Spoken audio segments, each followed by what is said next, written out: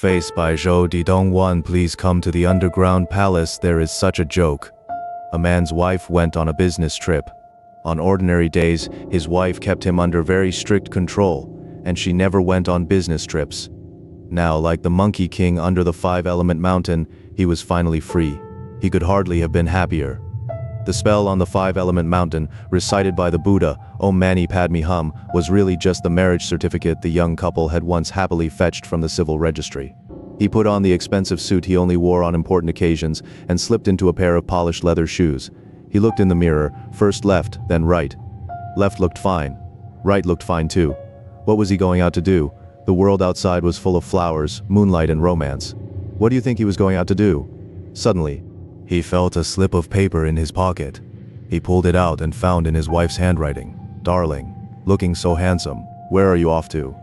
He instantly turned into a deflated ball. Before marriage, Fang Shan always thought his wife was as gentle as a kitten. That was right. Even after marriage, she was still like a kitten. The only difference was that he had become the little mouse in her paw. Fang Shan was a Sanda fighter and had a very strong body. His wife was frail and delicate, but he was afraid of her. For the past few days, the kitten had gone back to her parents' home and would not be back for 3 days. He had suddenly been unshackled, and he was so thrilled that he rolled over 3 times in bed. He was going to let himself loose for once. That night, he took a white suit he usually never wore out of the closet and put it on. He straightened his collar in front of the mirror and tugged at his pocket flaps. There was a card in the pocket. He took it out and saw that it had only one line on it. "Please come to the underground palace." Below that were the address and phone number. The underground palace was a karaoke bar.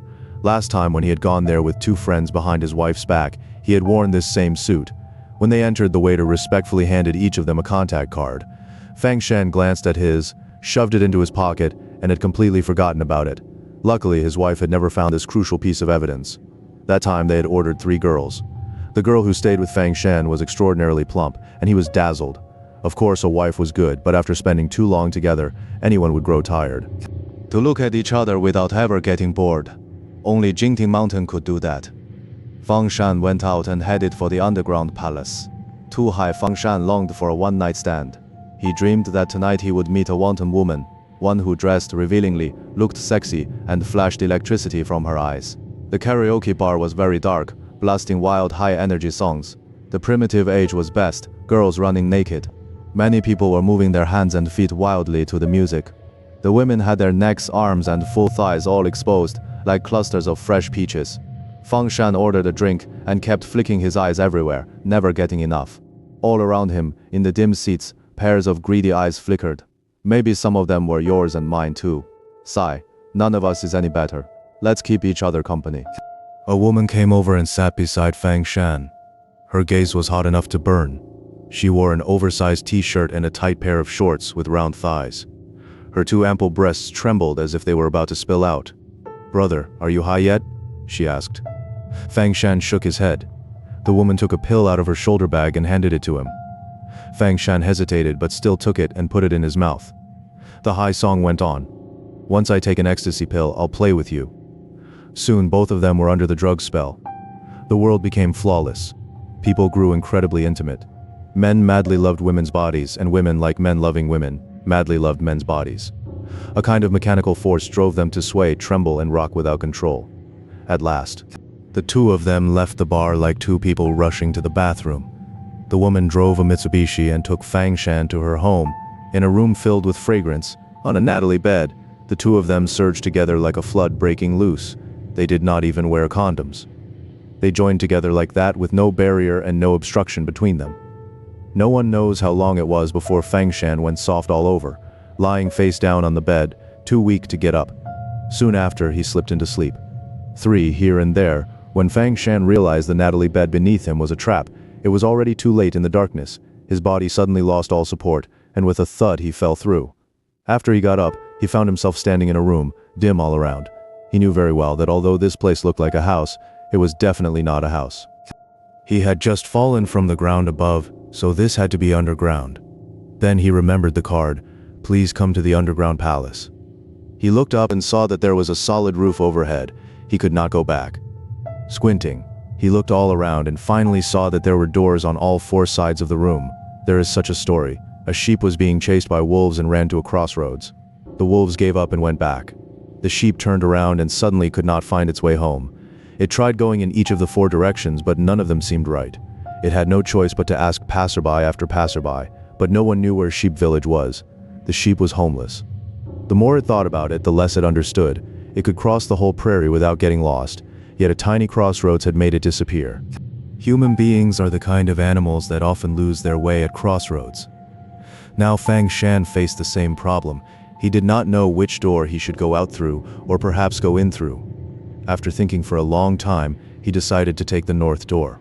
He walked over slowly and reached out to pull it, only to feel his hand hit the wall instead. The door was painted on. Then he hurried to the other 3 doors and looked. They were all painted too. There are no doors here. This is a tomb. Suddenly Fang Shan felt as if there were more people in the tomb. He spun around, and his eyes stopped on the north wall. Faintly, there was a woman there, leaning against the wall, motionless, looking at him. He looked at the other 3 walls. No one else was there. He could not tell whether this woman who had appeared so quietly was real or painted on the wall. He wanted to walk over and touch her, but he did not dare. The 2 of them just stood there silently, looking at each other. Then the woman's arm lifted and she crooked a finger at him. She was real. Fang Shan was still standing there in a daze when she turned around and pulled open the painted door. The room brightened a little at once, not in bright sunlight, but in the gray light of an overcast day. The woman walked out. Fang Shan no longer cared what was outside or inside, for that matter. He was trapped now and had to force himself to go on. After he walked through that door, he did not see anything frightening. What appeared before him was a narrow path winding through flowers and grass, very familiar, as if he had walked it in some past life. He looked around and did not see any city buildings or smokestacks. Fear rose in him. The flowers and grass were blooming with an intensity that was almost unnatural. Fang Shan suspected they were all made of colored paper. The sky seemed like a huge piece of cloth hanging overhead. It was blue too, but as if someone had painted the color of the sky onto it. The paint was frozen solid, with not the slightest trace of transparency. Fang Shan could not see the sun. The little path beneath his feet did not seem to come from anywhere, and he had no idea where it led. All around was deathly silent. Then Fang Shan suddenly thought, this is a virus world, covering over the real one. He urgently needed a search engine to find information about his home. The woman was walking ahead through the flowers and grass, wearing a loose t-shirt and tight shorts. Her figure shimmered and drifted over the grass. She looked a lot like the woman he had just made love to. Fang Shan called out to her. "Hi." She stopped and slowly turned around. Fang Shan stared hard at her face. Her face was empty. Looking at that pallid flesh, he almost fainted. She spoke and her voice seemed to come from behind her, muffled and heavy. "I was a painter. When I was alive, I was a painter. All the doors in my house were painted by me." She pointed at the flowers and grass stretching to the horizon. "I made all these flowers and grass out of colored paper. Pretty, aren't they?" She pointed at the sky again. "This sky is actually just a huge piece of cloth. I painted that too." Sure enough, the sky above was fake. The mistake was too big to be corrected. The woman sighed and said, "It's not only you who wants to go back. I want to go back too, but that is impossible. Every day I miss that world. Every day I paint that world, trying to dress this place up to look like there." Then she turned her head, looked at the strangely blue sky and the paper flowers and grass, bright enough to hurt the eyes, and said a little embarrassedly, "Not very much like it, is it?" Fang Shan suddenly asked, "How did you die?" "Pneumonia. Pneumonia. PCP pneumonia caused by AIDS." "When did you die?" "On the night of June 23. Which year?" "This year." Fang Shan was startled. "But today is April 14. "Yes, I haven't died yet." "What on earth is going on? Your soul and mine are having a conversation in a state beyond time. But your face." Her blank face pulled into a slight grin as if she had smiled. "Touch your own." Fang Shan touched his face. His hand jolted as if it had been shocked. His face was just as bare. "With nothing on it at all," she said. "Don't be afraid. Right now our bodies are still up on the ground. What you are seeing of me is only a portrait, and what I am seeing of you is also only a portrait. Why not paint the face? Once there is a face, the soul can no longer show through." Then she took a paintbrush from her pocket, walked step by step toward Fang Shan, and with a pair of invisible eyes somewhere, staring fixedly at Fang Shan, she said in that muffled voice, "Come on, let's paint each other's faces for each other." "All right? For painting?" Fang Shan jolted awake. He was still lying in that intoxicating fragrance, on that luxurious Natalie bed. He had been asleep. The lamp glowed faintly. It was very quiet. He did not know what time it was. Stunned, Fang Shan kept replaying the scene from the dream in his mind, and fear crept in. If she really had AIDS, then wouldn't he be finished too? Suddenly, he heard movement above him. He looked up and sucked in a sharp breath. The faceless woman had appeared before his eyes. Awake? The woman from the dream asked from outside the dream. Fang Shan sprang upright, and only then did he realize that what he had seen was actually a painting on the wall. He had heard wrong. It was not the woman in the painting asking him. It was the woman he had just made love to. She had come out from another room. Awake. By then, he was fully awake. He could not understand why the woman in the painting looked exactly the same as the woman in the dream. The only explanation was that, in the half-awake, half-asleep state, the painting had entered his eyes, and then he had dreamed of her. But he clearly remembered that when he came in, there had been nothing on that wall. How had a painting suddenly appeared? Who hung this painting up? Fang Shan asked. I did. Who painted it? I did.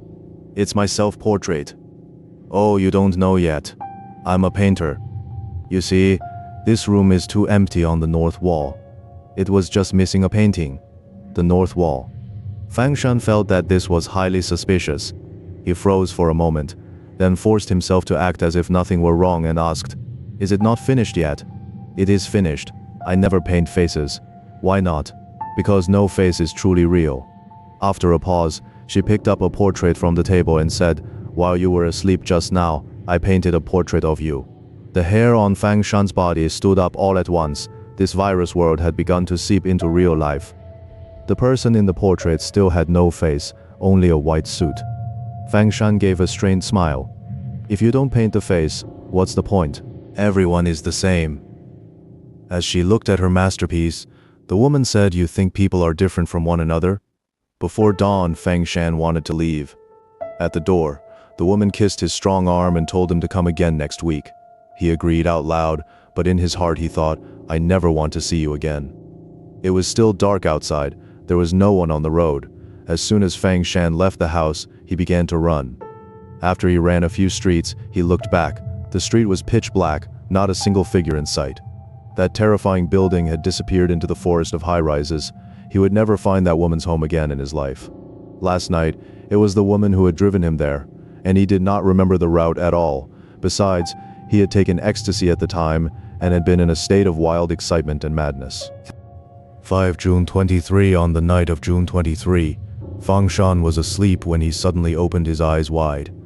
Thunder cracked and lightning flashed outside the window. It was raining. The rain was neither heavy nor light, but compared with the rain, the thunder and lightning seemed almost exaggerated. Flash after flash turned this dark world into one fleeting day after another, and one thunderclap after another seemed ready to tear the clouds apart. In the sound of the storm, Fang Shan slowly sat up. Lightning lit his face, which was as white as a paper figure, without the slightest expression. He slowly got out of bed, walked to the door, and looked blankly into the mirror. His face was very pale, his lips very red. Then he opened the door and walked stiffly out. He knew he was dreaming. He warned himself, Do not go any farther. Do not go any farther. Do not go any farther.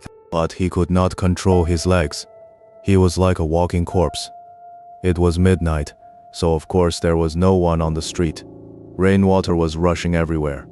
Soon, Fang Shan's shoes were full of water, and his body was soaked through. He was a drenched rat.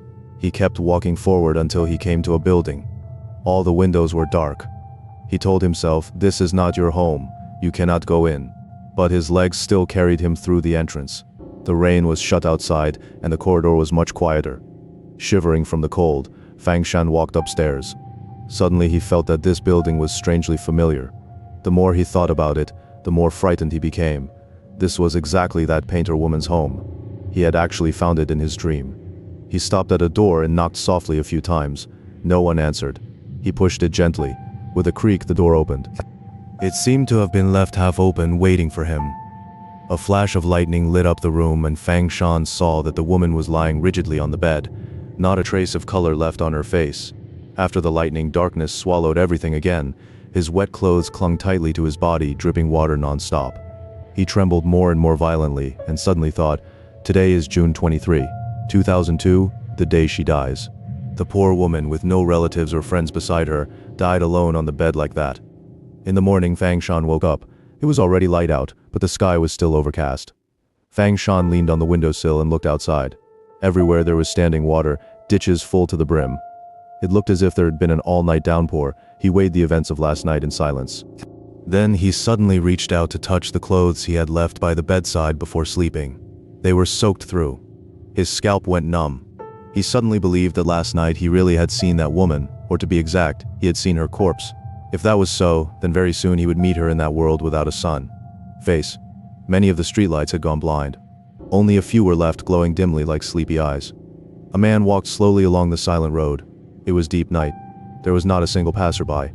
His eyes darted around wildly. Sometimes he bent down to look through the door of this shop. Sometimes he pressed his face to the window of that one. Ahead, a lonely young woman appeared. His eyes lit up. He took a bright knife from his pocket and hid it inside his coat, then quickly followed after her. In front of him was a large stretch of apartment buildings. The woman seemed to sense someone following behind her, and her steps grew faster and faster. The man also quickened his pace. Out of nowhere, a ragged old beggar appeared and suddenly blocked the man's way. The man jumped back in fright. The old beggar stared at his eyes and said in a low voice, "Young man, it's so late. Don't wander around outside. Be careful or you will run into ghosts." The man sneered. "What ghosts are there in a city?" The old beggar said solemnly, "When people die, they become ghosts, so the more people there are in a city, the more ghosts there are. I'm telling you, if you really run into a ghost, no matter how terrifying her face looks, do not look at the back of her head." The man looked up toward the distance. The woman ahead had already crossed that block of apartments, turned a corner and disappeared. Furious, he shouted, "Get out of my way." Then he went around the old beggar and chased after her. Behind him, the old beggar shook his head helplessly and walked away in the opposite direction. The man caught up and saw a black mouth of an underground passage. He ran down the steps and sure enough saw the woman's back ahead of him. The passage was empty and lit by a few dim yellow lights. Her leather shoes made a sharp sound. Click, click, click, click. The man wore cloth shoes and made no sound. He ran quietly up behind her, pulled out the knife and hissed, "Stop." The young woman stopped slowly. She did not seem afraid and asked softly, "Do you need something?" But she still did not turn around. She stood stiffly facing forward, a thick, long black braid hanging down her back. The man felt that something was wrong. He softened his voice and said, "Can I look at your face?" The woman was still facing away from him. "Of course," she said that, but still did not turn around. The man tried to circle around to get in front of her, but she moved with him, always keeping her spine toward him. He stopped and asked wearily, "Why won't you let me look at your face?" The woman took a step back. Her braid came close to him. In a low voice she said, "What you're looking at right now is my face." The man leapt back as if shocked. You've been walking backward all this time?" he asked in terror. "Yes, I walk like this whenever night falls. I'm used to it," the woman said. After a moment, the man trembled and asked, "Then can I look at the back of your head?" "Of course." After saying that, the woman slowly turned around. On the back of her head was a beautiful woman's face. The man screamed and fainted to the ground. The woman broke into a run. A little while later, the old beggar came humming down from another entrance. Seeing the man lying on the ground, he could not help sighing.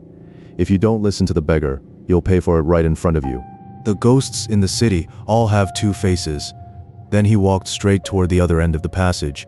On the back of his head, there was still a face, the end.